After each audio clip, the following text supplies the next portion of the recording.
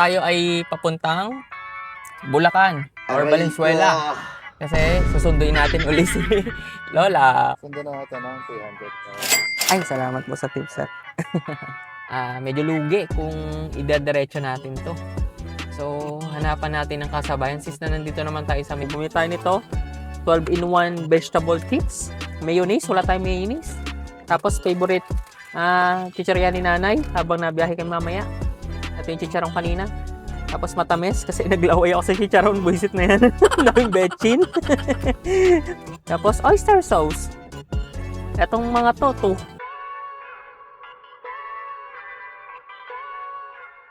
Time check guys is 12:34. As usual, late na naman tayo kasi mga bandang 11 na ako nagising. Aray ko. Galing ako kahapon sa kapatid ko. So nagluto ng pizza. So kain-kain, chika-chika. So yun.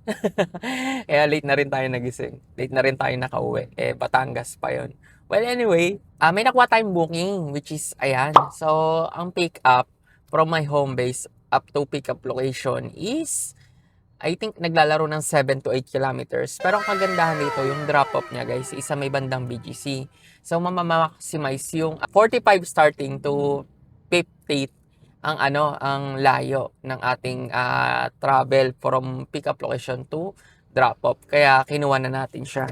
Pag hindi na rin tayo mahihirapan sa traffic sa Metro Manila. Kasi yun yung napapansin ko ang usually base fare ni Lala Move. Kahit 45 to 60, ang best base fare pa din niya is naglalaro ng around 715, 712, mga ganung bagay. Which is, kung ang layo ng pick up to drop-off location mo is naglalaro ng 60, medyo eguls yung kasi same pa din. So, mas magandang kuhanin ng mga booking, yung mga around 45 to 55, mga ganun. Kasi yung mga around, sabihin natin 5 to 10 or 12 kilometers kapag nasa Metro Manila ka na,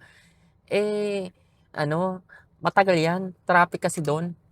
Kaya ito na yung kinuha natin. Kumbaga dito, yung pick up location, hindi na tayo mahirapan kasi kahit papaano, kapag mga gantong oras dito, hindi pa traffic. At patay na oras nga to dito. Well, anyway, yun nga. Proceed tayo dun sa pick up location. According kay customer, ito daw ay cellphone lang. Yun yung kagandahan, maliit lang. So, pwede natin siyang i-quadruple booking kung may makukuha pa tayo. So, yun, update ko kayo. Let's go!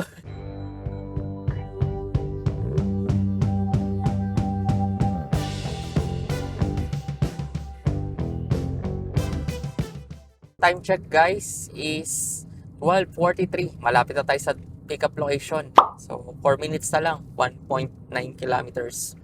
So, pick upin na natin to. Let's go! Morning po, sir. Sundo na natin ng 300. Ay, salamat po sa tips, sir. Cellphone po laman ito, sir, no? Tama rin naman po yung nakapin sa drop-off po, no? Opo. Ay, salamat po. Na-receive ko na pa. Sige. Thank you po. Thank you po. Time check is 12:48. Ito lang siya. Ayan. So, cellphone daw laman ito. I think importante cellphone to. So, later na lang, deliver natin ito. Hanapan po na natin ng kasabayan. So, sana may mahanap tayong kasabayan. Tapos nga pala, guys, tayo ay papuntang Bulacan or Valenzuela. Kasi susunduin natin uli si Lola. At tapos na yung kanyang personal transaction doon. Ay magbabayad daw siya ng mga amilyar. Tapos papacheck up siya daw sa mga doktor niya doon. Doon kasi siya sanay sa mga doktor doon.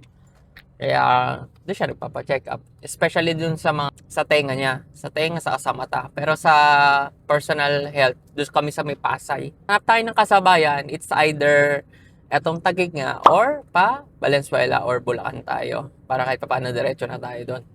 So kung hindi man, kung Taguig man or Pasig ang makuha natin or Manila, San Juan, Mandaluyong, mga ganon.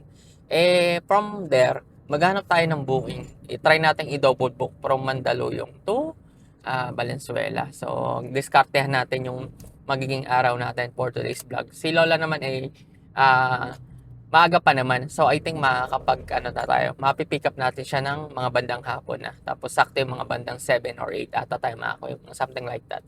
We'll see. Depende sa takbo ng booking eh. I think uwi muna tayo. Kasi nga, maghahanap pa ng kasabayan. Along the road lang naman din sa house natin. So sana makuha natin ding booking along the road dun sa pauwi natin para hindi sayang yung gasolina. Kasi nung nakaraan nakakuha tayo ng booking. Nandun na tayo sa bahay. Sa Milos Baños uli yung pickup. So balik na naman tayo. Aray ko! So yun. Update ko kayo. Paano oras makakuha ng booking? Let's go! Time check guys is 1:27. May nakuha tayong booking which is ayan. So nakapag-pick up na tayo dito before. So alam ko na rin yung possible na ikakarga dito.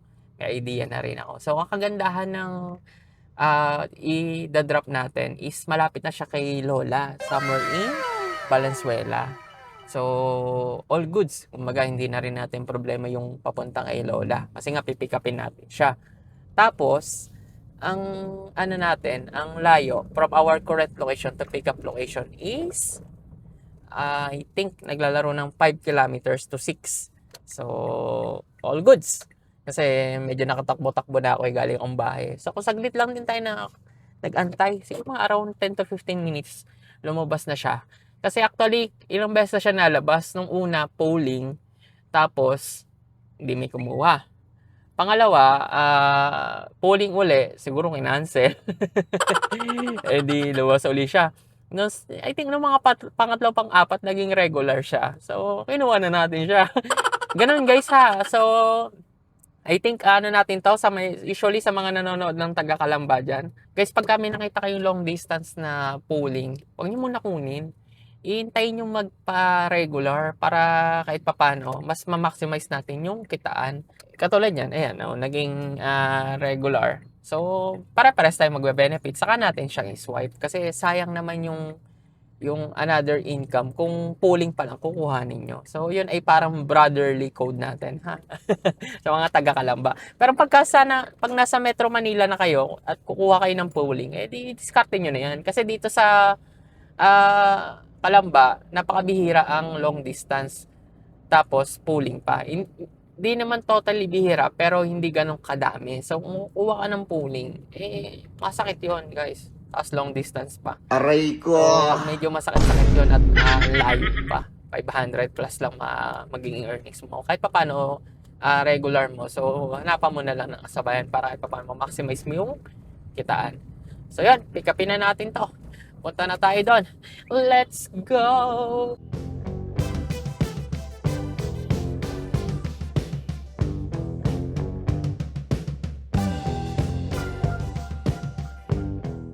So, time check guys is 1:35. Malapit na tayo sa ating pick-up location. 800 meters na lang, 4 minutes. So, pick upin na natin to. Let's go! Apo, kasya po.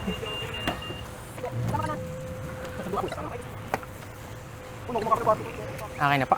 Sige, salamat po. Salamat po. Time check guys is 1:51. Natapos na natin tong i-load. Iyang booking na yan. So, proceed tayo dun sa may bandang Makati kasi 1:51 na. At mag-start na yung traffic doon. Aray ka. So, later update ko kayo kung anong oras ako makakarating doon. Ano pang iniintay natin? I-drop na natin to. Let's go!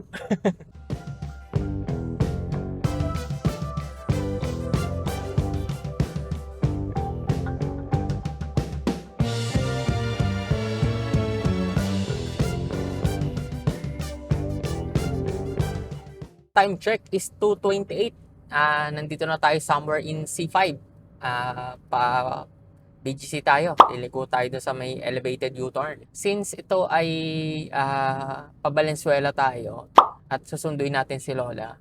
After nating ma-drop tong booking natin na to, naghahanap na tayo ng pangsabay doon sa may Valenzuela natin na booking yan. Ayun yung diskarte natin. Kasi para ma-maximize natin yung booking natin. Kasi medyo lugi guys. If nandito pa lang tayo sa may bandang Taguig or BGC, kung dadiretsuhin na natin ng Valenzuela. So, medyo egos yun guys. Saka, nasabihan ko na din si Lola na mga around 6 to 8 makakarating tayo doon. Something like that. So, after natin ma-drop yung Valenzuela natin, naghahanap naman din tayo ng booking ng pabalik sa may south para kahit papano hindi masakit yung toll fee. So, sayang gas na din. Kahit isa lang, pwede na yun guys kung makakuha tayo ng isa para kahit papaano hindi natin sagutin yung gas and toll fee nga. So, umaga, nasundo na natin si Lola that time. Mama-maximize pa natin yung earnings natin. So, sana mag-work. Sana may lumabas. Ilang yung big challenge natin nakakaharapin ngayong araw. So, let's see. So, update ko kayo. So, time check ulit is 2:30. According kay Waze, 20 minutes. 6.4 kilometers nandun na tayo. So, ano pang hinihintay natin? I-drop na natin itong cellphone. Let's go! Sir, picture ako na. Apo, grabe po. Picture ako lang din po. Kotse nga pala yung namin niya. Akala ko motor. Okay lang kasama kayo, sir, kasi cellphone po eh. Okay na po. Sige, salamat po. Thank you po. Thank you po. Time check is 2:53. Natapos na natin tong i-drop yung booking na yan. So, on the way tayo dito. On the way, sorry, naghanap pa lang tayo ng pangsabay kasi medyo lugi kung idadiretso natin to. So, hanapan natin ng kasabayan since na nandito naman tayo sa may BGC. So, madami-dami naman ang nalabas sa booking dito. Kahit Caloocan South, yun yung target natin. So, update ko na lang kayo kung may makukuha ba akong booking. So, let's go! So, guys, time check is 3:05. May nakuha tayong booking which is, ayan. So, ang kagandahan dito, Caloocan South. So, Valenzuela, Caloocan South. Medyo along the road yung mga yan. 28 minutes, 4.9 kilometers. Kasi ano na rin mga nag-out na rin ata yung empleyado dito. Kaya kailangan natin makalis na dito sa may bandang BGC kasi sobrang traffic dito eh. Nakakaumay yung traffic dito. Mga damit lang daw ito. So, let's go!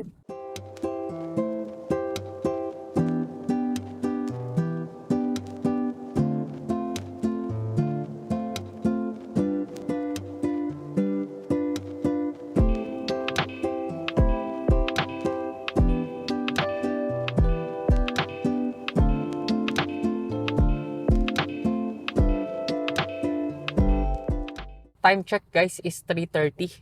Malapit na tayo sa pick-up location ng booking natin. So, pick-upin na natin to. Good afternoon po.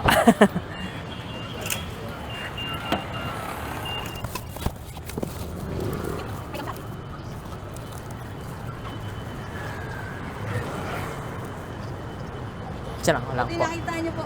Opo. May ikot pala kayo dito, kuya? Opo, dito po ako pinadaan. Galing po ako doon. Okay na po. Okay na ba? Sige, salamat po. Thank you po, thank you po. So yun, time check guys is 3:37 at na-load na natin itong booking natin na to. So proceed din tayo dito. According kay Waze is 50 minutes to 22 kilometers. So ano pang iniintay natin? I-drop na natin to. Let's go!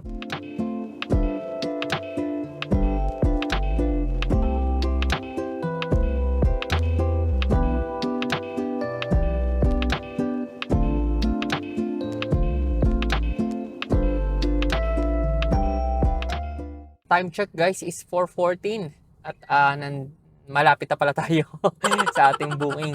So according kay Waze, 2.5 kilometers, 12 minutes. Good afternoon, sir. Ito, apat lang po.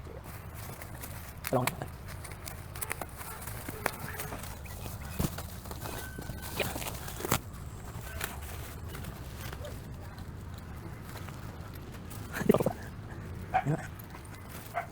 Sir, baba. Hindi pa. Baba ko lang po yung sasakyan, sir. Naka-open po. Kahit dito na kuya. Yeah. Okay na po. Na-receive ko na po. Thank you po. Thank you po. Okay po. Salamat po. Time check is 4:32. Natapos na natin tong booking natin na to. So, proceed tayo dito. According kay Waze, from our current location is 41 minutes, 13 kilometers. So, all goods in the hood. So, ano pa hinihintay natin? I-drop na natin to. Let's go!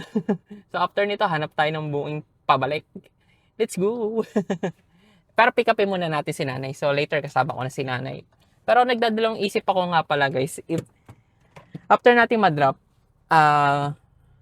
hanap tayo ng booking muna pabalik para kahit papaano hindi na rin kasama natin si Lola sa pagpipick up. Pick upin natin si Lola tapos drop agad. Ganun ga. Para kahit paano hindi na natin kasama si Lola. Hindi na rin siya mapagod sa biyahe. So, siya na rin una nating i-drop. Depende sa makuha nating booking na drop off. So, let's see. Update ko kayo. Let's go!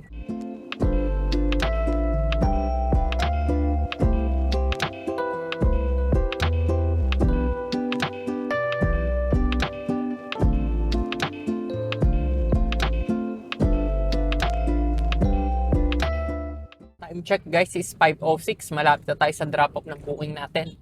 According kay Waze, 10 minutes, 4.1 kilometers. So, drop na natin to.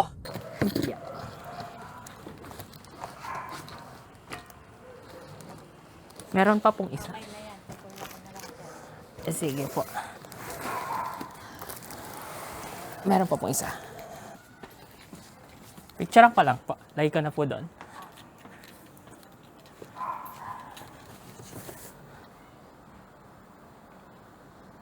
Thank you po. Thank you po. Thank you po. Time check is 5:24. Natapos na natin tong booking natin na to.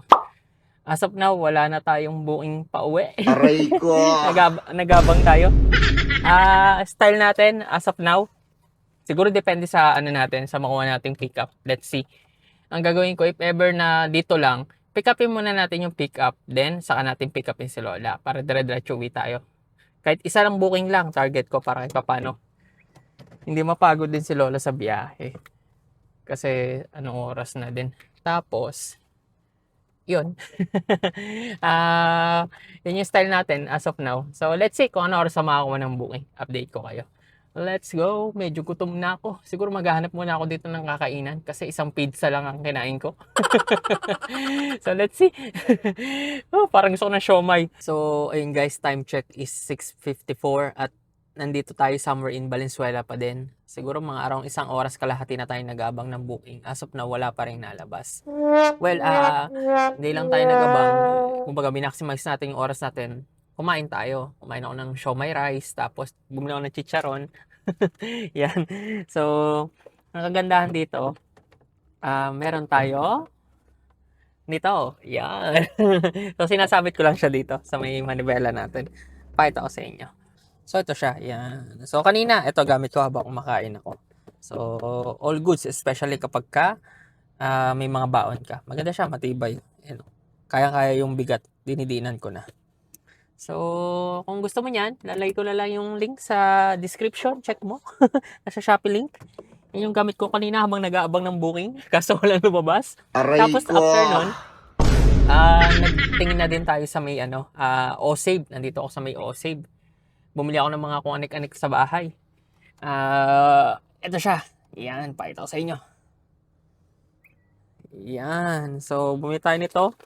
12-in-1 vegetable tips. Mayonnaise. Wala tayong mayonnaise. Tapos, favorite chichirya ni nanay habang nabiyahe kami mamaya. Ito yung chicharong kanina. Tapos, matamis kasi naglaway ako sa chicharon. Buisit na yan. Daming betchin. Tapos, oyster sauce. Etong mga to, 200, ano na to 234. Aray ko! O, save na yan. Ito yung nagpamahal. 100 kasi to. Tapos itong the rest mga nasa 100 plus lang. Well, for me is, I think all goods naman kahit papaano. Kasi medyo tipid. Especially to, sarap. Ang tamis. So siguro guys, kapag wala pa ako nakitang booking, kahit mga bandang 7:30, sisibat na kami. Kasi nantay ako ni Lola. So, I think enough na yung yung na-cover up niya yung papunta ko. So, yung palis natin walang nalabas. Saka masyado ng late, inaalala ko din si Lola baka antukin. So, siguro mga around, if ever na dumiretso ako ng 7:30, 8 ako makarating doon sa kanila. Then, preparation lang at dire-diretso tayo. At out na rin. Siguro mga around 9 or 10 makarating tayo sa bahay. So, inaalala ko din si Lola that time. Kung inaantok na. So, update ko lang kayo guys. Time check is 7:18. Wala talaga tayong nakuha booking. Meron mga nalabas kaso malalayo. Kaya hindi sa atin napupunta. Kumbaga, nasa swipe natin. Kaso, may mga competitor tayo na mas malalapit. So, I think sa kanila napupunta. Well, anyway, nandito na tayo kay Lola. So, sundin na natin siya. Okay na yun. Kahit paano, sagot ni Lalamove yung papunta nating Valenzuela. So, yun. Pick upin na natin si Lola. Let's go! So, time check guys is 8 o'clock. At kasama ko na yung Lola kong maganda daw. Ayan, maganda. Maganda kang tingnan. Pangit. Hindi naman, maganda yan O, sabi nga sa inyo, ganda. Ilang taon na kayo, Nay? Dalawa pa lang ko. 77 na kayo, Nay? 78 na ako, 78. Oh, 78 na kayo. Oh, lalaba ko yung lola ko. Ganda, oh. Ano sa yung mga lola nyo? Lola, taga. Ngayon na andito na kami sa may Skyway, pauwi na. According kay Waze, 64 kilometers, 1 hour and 7 minutes. So, sakto, alas 9, makakarating tayo doon. Tulugan na after. So, yun. I think dito na nagtatapos yung ating munting vlog. So, nakakuha lang tayo ng booking pa Metro Manila. Then, after ng Metro Manila, wala na tayong nakuha pabalik kasi medyo late na rin tayo nag-start nun at 12 na eh. Kaya siguro ganun. But anyway, goods pa din kahit papano kasi nasampot yung toll fee and gas. So, yun. Huwag ka mawala sa last video. Ito na yung compilation ng kinita natin. Let's go! So yun guys, ito na yung summary ng kinita natin for this vlog, which is, ito siya. Yan. So, 1,579. So, i-plus natin dito yung tips na na-receive natin, considering na lang na around 100 pesos. Kasi medyo limot ko na siya, pero I think yung mga ganong tips ang na-receive natin para sa tatlong bookings natin. So, ang total ng kinita natin, gross pa lang, is 1,679. Tapos, ilalas natin dito guys, yung kinain natin na siomai rice. Tapos, bumili tayong chicharon. Then, yung pinamili natin sa OSave. Tapos, yung toll fee na rin, car maintenance, and gas na din. So, medyo, parang egos yung naging natin, kita natin yan for this vlog. Kasi nga, hindi tayo nakakuha ng pabalik natin. Pero, sabihin ko sa inyo mga breakdown. Ito siya. Yung 60 pesos, yan yung siomai rice, tapos chicharon na isang balot. Then, yung 200, yung pinamili natin sa OSave. Yung 79 naman, yan naman yung from Valenzuela to Balintawak na toll fee. Tapos yung 264 naman, assuming na lang guys, kasi yan yung usually Skyway Stage 3 from Dulo na NLEX to Buendia. Tapos yung from Buendia naman to Calamba, ang usually bayad dyan is 290. So yan yun. Tapos yung 800, yan yung gas natin. Then yung 300, yan naman yung car maintenance natin. So ang total ng kinita natin, less ng dapat i-less is negative 314. Aray ko! Actually guys, hindi natin naging focus dito yung kumitan pa ng masigit. Parang siya, half masundo natin si Lola, tapos half masambot yung toll fee and gas. So, wala tayong parang privilege na magkaroon ng makapili pa ng booking malapit dun sa bandang Makati. Kung nasa Makati tayo, maraming nalabas na pauwi. Pero mas pinili natin yung masundo nga si Lola kasi nga yun yung goal natin na masundo siya at mahanapan siya ng kasabayan somewhere na in Valenzuela. Kasi hindi tayo pwedeng pumili ng booking na nandun pa tayo sa Makati tapos pupunta tayo ng Valenzuela. So, compromise yung booking natin sa Makati. Baga, mas tatagal siya ng tatagal. Bari nyo, anong oras na ako nakauwi, diba? As you can see. Nakauwi pala kami mga around 9 na. So, kung gusto mo mag-isang Lalamove driver, gawin yung mga gantong diskartihan kapag may susundin ka na pwede mong isabay sa Lalamove, usually pa Metro Manila. Lalagay ko na lang yung link sa description kung paano mag-apply. Online lang yan. Tapos maglagay ka ng referral code, papi. Yan. Tapos, if ever na ang unit mo is ganyan, may papasok sa iyo na mission kung maglalagay ka ng referral code. Then, may marireceive kang rewards if tatapusin mo yung mission. So, post mo na lang, papi, if ganyan unit mo. Maglagay ka ng referral code, sayang yan. Kung gusto mo din yung gamit ko sa pag-vlog, like yung car cellphone holder natin, yung pinakita ko kanina, yung car table natin, early warning device, car fire extinguisher, lalagay ko na lang din yung link sa description na nandiyan yan sa may Shopee link. Check mo. Usually, yan yung mga gamit ko sa paglalamove na nandyan lang yan sa sasakyan. May mga purpose yan. So, check ka na lang, papi. Baka may maibigan ka. Nagpapasalamat ako, papi, sa walang sawang pagsuporta sa ating munting channel. So, sinashare ko sa inyo, guys, yung mga diskartihan ko para kahit papano, kung sakaling magamit nyo to, especially kayo na madalas sa Metro Manila, another side income to if magwo-work sa inyo. I think 104 day as a Lalamove driver. Ito na yung pinakahihintay nyo. Ciao! Maraming salamat sa panonood. Shoutout sa inyo lahat. Peace!